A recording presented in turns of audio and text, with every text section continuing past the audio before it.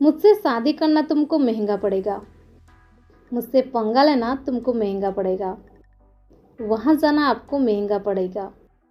Guys, इस प्रकार की सेंटेंसेस को हम हमारे डे टू डे लाइफ में बहुत यूज़ करते हैं। इस प्रकार की सेंटेंसेस को हम इंग्लिश में कैसे कहेंगे, जहाँ पर हम फ्रेज यूज़ करते हैं महंगा पड़ेगा या फिर महंगा पड़ना। चलिए सबसे पहले इसकी इंग्लिश देख लेते हैं। इसे हम इंग्लिश में कहते हैं बी अ कॉस्टली अफेयर।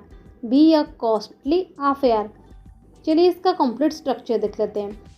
पहले आपको यूज़ करना पड़ेगा it will be a costly affair. इसके बाद फॉर के बाद आपको यूज़ कर देनी है object case.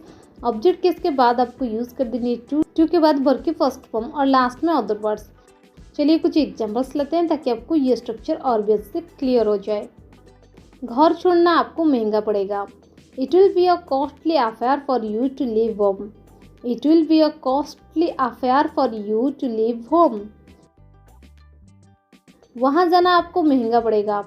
It will be a costly affair for you to go there. It will be a costly affair for you to go there. मुझसे पंगा लेना तुमको महंगा पड़ेगा।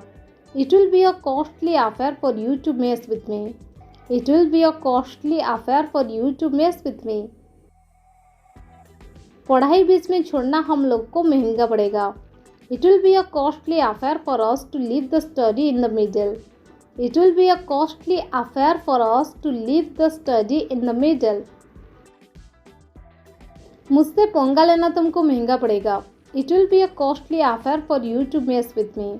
It will be a costly affair for you to mess with me. उससे बहस करना तुमको महंगा पड़ेगा। It will be a costly affair for you to argue with him. It will be a costly affair for you to argue with him.